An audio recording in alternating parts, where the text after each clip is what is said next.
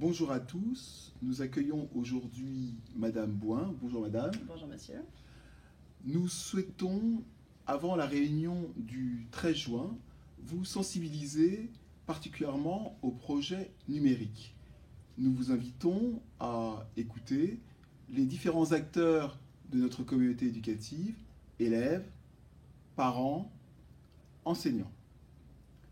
Avant de poursuivre notre entretien avec Madame Bouin, nous souhaitions vous rappeler les perspectives et les origines du projet numérique. Nous nous inscrivons dans le cadre des préconisations institutionnelles de l'Éducation nationale qui invitent l'école tout entière, de la petite section jusqu'à la terminale, à entrer dans l'ère du numérique. Deuxièmement, il nous apparaît très important de proposer aux élèves une école en accord avec leur temps. Troisièmement, il faut apprendre à nos élèves à utiliser de façon raisonnable et raisonnée les moyens numériques mis à leur disposition par notre époque. Madame Bouin, je vous remercie d'avoir accepté notre invitation pour cet entretien aujourd'hui. Je vous ai envoyé quelques questions préparatoires. Je vous propose que nous les prenions dans l'ordre fort simplement. Avant de commencer, peut-être souhaitez-vous introduire cet entretien, nous dire quelques mots d'introduction avant de passer aux questions. Alors moi je suis maman du lycée français depuis, nous sommes au lycée français depuis 2 ans. Nous avons plusieurs enfants scolarisés, dont Cyprien qui est en CM2 dans la classe de Monsieur Rousseau et qui a eu la chance d'être dans une classe pilote pour l'utilisation de la tablette numérique. Voilà, donc nous avons eu, comme tous parents, des interrogations, des doutes, et puis au final une grande satisfaction de l'utilisation de l'outil. Donc voilà. Au premier, j'ose la première question, comment avez-vous perçu l'arrivée de la tablette dans le cartable de Cyprien au premier abord? Alors, nous on a perçu l'arrivée de la tablette comme un changement nécessaire. Aujourd'hui on est dans une époque qui est quand même numérisée dans tous les côtés, il faut savoir utiliser les outils. Nous-mêmes, on s'y est mis tranquillement. Voilà, donc c'est un changement nécessaire et il paraissait naturel que les enfants aussi continuent d'apprendre à l'école avec l'outil numérique et pas seulement le papier. Donc, quelles étaient vos craintes au début et sont-elles toujours présentes? Alors on avait pas mal de craintes. La réunion d'introduction de l'enseignant est capitale pour ça parce qu'on avait quand même beaucoup de questions et j'ai remarqué beaucoup de parents aussi autour de moi avaient beaucoup de questions. Notamment sur les apprentissages fondamentaux en français. En maths, on peut comprendre que la tablette sera un outil pratique, plus rapide, peut-être plus ludique. En français, je voyais moins l'intérêt, notamment pour l'orthographe, la conjugaison, la grammaire, la calligraphie, la syntaxe, tout ça, je n'étais pas très sûre. On pense évidemment au correcteur d'orthographe, voilà. Donc on a pu répondre à toutes ces questions. L'enseignant nous a rassurés. Et aujourd'hui, on se rend finalement compte que l'utilisation de la tablette est un outil dans la classe, et que ce n'est pas une fin en soi, ni un seul et même outil qui est utilisé. Le papier reste présent. Le papier reste présent, c'est important. En effet, dans la vue du lycée français, il y a le maintien essentiel des moyens conventionnels. La tablette vient accompagner ces moyens conventionnels. Comment Cyprien utilise-t-il sa tablette à la maison? Il utilise... alors, ce qui est formidable, c'est qu'il n'y a plus que la tablette dans le cartable, quasiment. Donc, ça fait des cartables ultra légers. Comparé à ma fille qui est 2 années plus jeune, son cartable est 15 fois moins lourd. Donc il fait ses devoirs quand il y en a sur la tablette, il fait aussi ses devoirs sur les cahiers, notamment en langue quand ils sont encore présents sur les supports papier.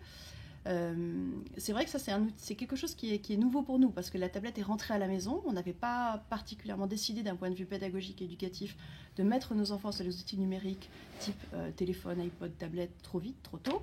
Donc il y avait un contrôle permanent et omniprésent du parent. Là, effectivement, l'enfant peut un peu plus nous dire mais non, je suis sur la tablette parce que je fais mes devoirs, ou parce que j'ai encore ma présentation un peu peaufinée, parce que j'aimerais bien retrouver une autre musique, parce que je ne sais quoi. Et c'est plus difficile de faire du contrôle. Donc ça, c'est vrai que ça demande un dialogue permanent avec l'enfant sur qu'est-ce que tu as réellement à faire, quel temps comptes-tu y passer. Et voilà. Donc ça demande un petit contrôle, mais qui est nécessaire, qui est juste anticipé par rapport à quelque chose qu'on aurait dû peut-être faire quelques années plus tard. Donc bon, au final, quand ils sont jeunes, c'est aussi plus facile.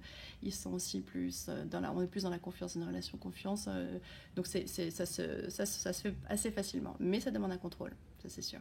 Donc vous avez dû mettre quelques règles en place à la maison pour l'utilisation de la tablette. Oui, on a mis quelques règles en place, comme le professeur en classe, j'imagine, avec notamment le retour de la tablette dans une aire commune et pas dans la chambre de l'enfant au moment d'aller se coucher, par exemple, ou aux heures dont on a décidé qu'il n'y avait pas de tablette.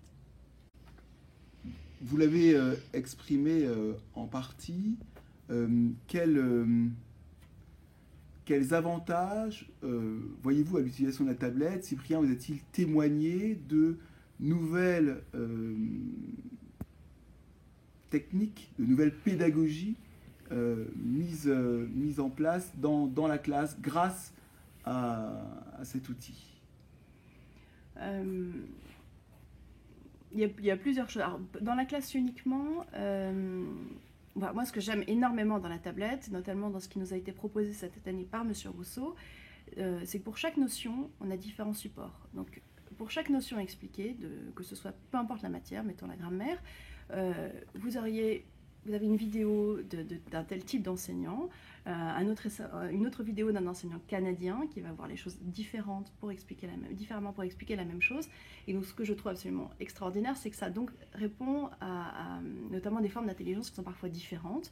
On est dans le visuel, on est dans l'auditif, on a besoin d'avoir une explication comme ci ou comme ça. La facilité de la tablette, c'est vraiment ça, c'est arriver à mettre plusieurs éléments ressources qui vont permettre d'expliquer la même notion. Donc chaque enfant pourra bien comprendre et donc ça pourra bien répondre à chaque type d'intelligence. Ça, c'est vraiment magnifique.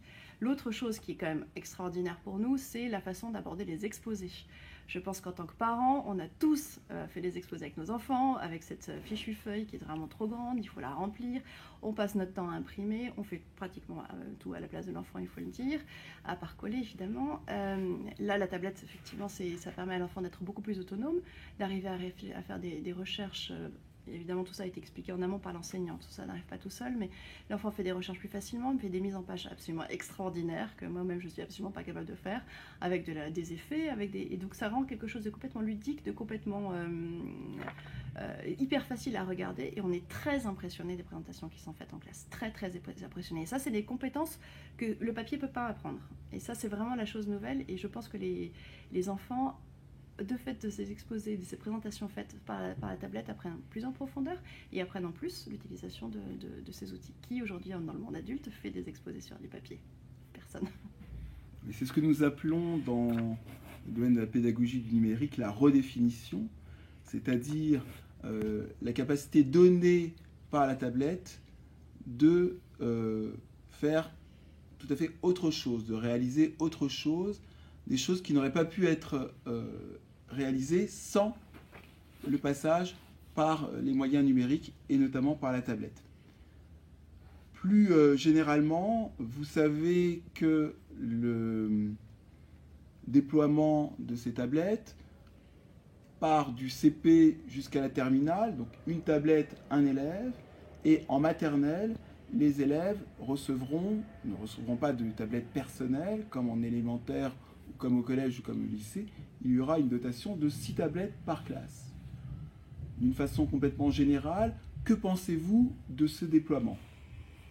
Alors, on est d'abord très confiants, en espérant que les professeurs ont réussi à se former entre cette année et cet été à l'outil.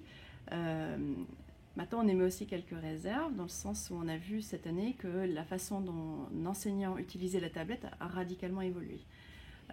On est parti d'un outil qui était relativement simple, on expliquait des notions de grammaire, on avait des liens avec les vidéos dont je parlais, à quelque chose qui est complètement interactif, avec vraiment, enfin, on arrive à un niveau d'utilisation qui est quand même radicalement différent du primaire, du basique qu'on avait au début de l'année.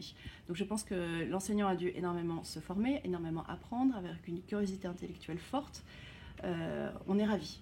Est-ce que l'ensemble du corps enseignant aura cette même capacité, cette même désir d'auto-formation et d'aller chercher toujours un peu plus loin pour intéresser les élèves et pour utiliser l'ensemble des capacités de la tablette? Ça, c'est une vraie question. Parce que ça peut être utilisé excessivement mal comme excessivement bien. Voilà, c'est l'interrogation qu'on a. Alors, il faut savoir que tous les enseignants du lycée français de Zurich ont reçu 5 journées de formation à l'utilisation de la tablette iPad, premièrement, et deuxièmement, 3 enseignants sur tout le lycée français bénéficieront dès l'année prochaine et dès cette année d'ailleurs de décharges horaires leur permettant d'intervenir, M. Rousseau notamment, intervient déjà dans les classes pour montrer comment utiliser les tablettes dans de très bonnes conditions pour l'apprentissage des élèves. Très bien. Souhaitez-vous conclure?